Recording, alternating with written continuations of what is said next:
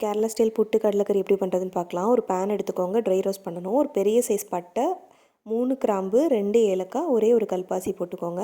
அப்புறம் 2 டீஸ்பூன் சோம்பு, 1 டீஸ்பூன் மிளகு போட்டு நல்லா வறுத்து வச்சுக்கோங்க. இதில் 3 டீஸ்பூன் துருவின தேங்காய் போடணும். அந்த தேங்காய் நல்லா ட்ரை ஆயிடணும், அவ்வளோ ரோஸ்ட் பண்ணிடணும். அப்புறம் ஒரு 5 சின்ன வெங்காயம் போட்டு வதக்கி வச்சுக்கோங்க.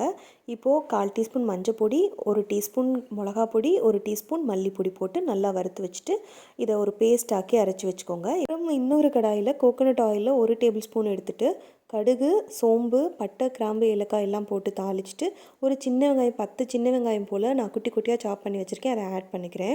அப்புறம் 2 பச்சை மிளகா, கருவேப்பிலை, அப்புறம் இஞ்சி பூண்டு பேஸ்ட் 1 டீஸ்பூன் போட்டிருக்கேன். நான் 4 மீடியம் சைஸ் தக்காளியை அரைச்சி வச்சுருக்கேன். நீங்கள் பெருசாக இருந்தால் 3 எடுத்து அரைச்சி வச்சுக்கோங்க. இப்போ நீங்கள் இதோட ஆட் பண்ணிவிட்டு கொண்டக்கடலையும் உள்ளே சேர்த்துட்டு ஒரு வதக்கி விட்டுட்டு அதுக்கப்புறம் நம்ம அரைச்ச பேஸ்ட்டையும் ஆட் பண்ணிவிட்டு நல்லா மசாலோட கோட் ஆகிற மாதிரி வதக்கிட்டு நான் 1.5 கப் தண்ணி சேர்த்துருக்கேன்.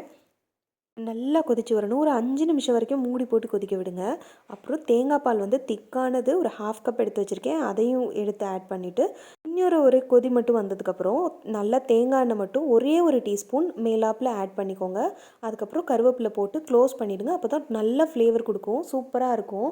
நீங்கள் இதே மாதிரி ட்ரை பண்ணி பாருங்கள். இது புட்டோடு வச்சு சாப்பிடும்போது அவ்வளோ டேஸ்ட்டாக இருந்துச்சு. கேரளாவில் ஒவ்வொரு இடத்துல ஒவ்வொரு மாதிரி இருக்கும். இது வந்து என்னோடய ஸ்டைல், பட் நான் நிஜமாக சொல்கிறேன், அவ்வளோ டேஸ்ட்டாக இருந்துச்சு.